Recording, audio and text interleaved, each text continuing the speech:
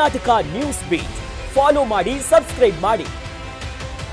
Cockroach Janata party ಅಂದ್ರೆ ನಾಳೆ sir ಒಂದು ಸಮಾವೇಶ ಮಾಡ್ತಾ ಇದ್ದಾರೆ ಬಹಿರಂಗವಾಗಿ. ಪೊಲೀಸರು ಅನುಮತಿ ನಿರಾಕರಣೆ ಮಾಡಿದ್ದಾರೆ ಸರ್. ಅಲ್ಲ, ನಾವು ಸಿಜೆಪಿ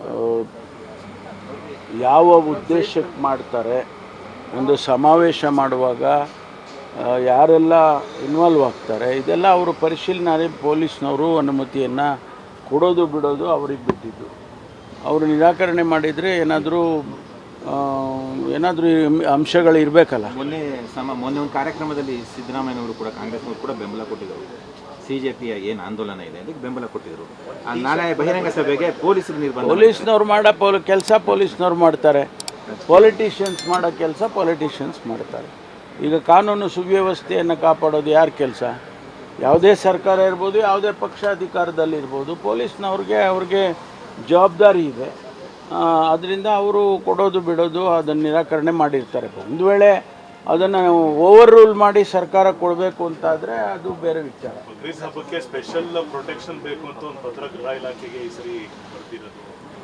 ಅಲ್ಲ, ನಾವು ಯಾವುದೇ ಇಂಥ ದೊಡ್ಡ ಫೆಸ್ಟಿವಲ್ಸ್ ಆಗುವಾಗ, ಅದು ಯುಗಾದಿ ಆಗುತ್ತೆ, ರಂಜಾನ್ ಆಗುತ್ತೆ, ಅಥವಾ ಬೇರೆ ಬೇರೆ ಹಬ್ಬಗಳು ಆಗುವಂಥ ಸಂದರ್ಭದಲ್ಲೆಲ್ಲ ಎಚ್ಚರಿಕೆಯನ್ನು ವಹಿಸ್ತಾರೆ. ಅದು ರೂಟೀನು. ಬಟ್ ಬೇರೆಯವ್ರು ಯಾರಾದರೂ ಕೂಡ ಇಲ್ಲ, ನೀವು ಎಕ್ಸ್ಟ್ರಾ ಎಚ್ಚರಿಕೆ ವಹಿಸಬೇಕು ಅಂದಾಗ ಅದನ್ನು ಮಾಡ್ಬೋದು ಸರ್. ಈ ಸಂದರ್ಭದಲ್ಲಿ ಯಾಕೆ ಆ ಥರದ ಪತ್ರ ಬರೆದಿದೆ? ಅವ್ರಿಗೇನು ಆತಂಕ ಇದೆಯೋ ಗೊತ್ತಿಲ್ಲ. ಅದನ್ನು ಅವರು ಪತ್ರ ಬರೆದ್ರೆ ಅದಕ್ಕೇನು ರೆಸ್ಪಾಂಡ್ ಮಾಡಬೇಕು ಪೊಲೀಸ್ ಇಲಾಖೆ ಮಾಡುತ್ತೆ. ಲಾಡ್ಲೆ ಮಾಶಾಕು ಕೇಸ್ ವಾಪಸ್ಸು ಕಾನೂನು ಪ್ರಕಾರ ನಾವು ಪ್ರಶ್ನೆ ಮಾಡ್ತೀವಿ, ಕೋರ್ಟ್ನಲ್ಲಿ ಕೇಳ್ತೀವಿ ಅಂತ ಹೇಳ್ತಾ ಇದ್ದಾರೆ ಬಿಜೆಪಿಯವರು. ಹಿಂದೂ ಪ್ರಶ್ನೆ ಅದು ಅವ್ರಿಗೆ ಬಿಟ್ಟಿದ್ದು. ನಾವು ಅದ್ರ ಬಗ್ಗೆ ನಾವು ಹೆಂಗೆ ಅವ್ರಿಗೆ ಬುದ್ಧವಾದ ಹೇಳೋಕ್ಕಾಗತ್ತೆ? ರಾಜಕಾರಣ ಮಾಡ್ತಿದ್ದೆ. ಅಲ್ಲಲ್ಲ, ನೋಡಿ, ಕಾಂಗ್ರೆಸ್ ಪಕ್ಷ ಈ ದೇಶದಲ್ಲಿ ಎಲ್ಲರಿಗೂ ಸರಿಸಮಾನವಾಗಿ ನೋಡ್ಕೊಳ್ಬೇಕು ಅಂತ ಸಂವಿಧಾನದಲ್ಲಿ ಏನಿದೆ ಅದನ್ನೇ ಮಾಡ್ತಾ ಇರೋದು.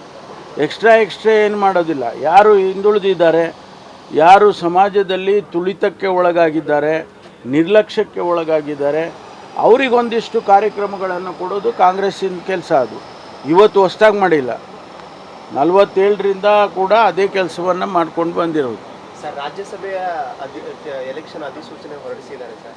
ಈ MLC ಎಲೆಕ್ಷನ್ ನಡೆಯುತ್ತೆ, ರಾಜ್ಯಸಭೆ ಚುನಾವಣೆ ನಡೆಯುತ್ತೆ, ಸಂಪುಟ ಪುನರಚನೆ ವಿಳಂಬ ಆಗುತ್ತಾನೋ ಅಂತ ಚರ್ಚೆ ನಡೀತಾ ಇದೆ. ಅಲ್ಲ, ಇದು ಅದರ ಸೆಲೆಕ್ಷನ್ಸು ಮತ್ತೊಂದು ಇದೆಲ್ಲ ನಮ್ಮ ಅಧ್ಯಕ್ಷರು, ಮುಖ್ಯಮಂತ್ರಿಗಳು, ಹೈಕಮಾಂಡ್ನವರು ತೀರ್ಮಾನ ಮಾಡ್ತಾರೆ. ಇದು ರೊಟೀನ್ ಅಲ್ವಾ? ಇದ್ರ ಪಾಡಿಗೆ ಇದು ನಡೀತಾರೆ. ಕೆಲವು ಸಚಿವರು, ಶಾಸಕರುಗಳು ಈಗಾಗಲೇ ಡೆಲ್ಲಿಗೆ ಹೋಗಿದ್ದಾರೆ. ಇನ್ನೊಂದು ರಚನೆ 28-29ಕ್ಕೆ ಹೋಗ್ತಾರೆ. ಪುನಾರಚನೆಗೆ ತೀವ್ರವಾದಂಥ ಒಂದು ಒತ್ತಡ ಆಗ್ತಾ ಇದೆ. ಅಲ್ಲ, ಅವ್ರು ಮಾಡೋದ್ರಲ್ಲಿ ತಪ್ಪಿದೆ ಅಂತ ನನಗೇನು ಅನಿಸಲ್ಲ. ಅವರು ಕೇಳೋದ್ರಲ್ಲಿ ನಮಗೆ ಮಂತ್ರಿಗಳು ಮಾಡಿ ನಾವು 3 ಸಾರಿ ಗೆದ್ದಿದ್ದೀವಿ, 2 ಸಾರಿ ಗೆದ್ದಿದ್ದೀವಿ, 4 ಸಾರಿ ಗೆದ್ದಿದ್ದೀವಿ ಅಂತ ಹೇಳೋದ್ರಲ್ಲಿ ತಪ್ಪೇನಿದೆ. ಆಲ್ಸೋ ಅವ್ರಿಗೂ ಸಾಮರ್ಥ್ಯ ಇದೆ.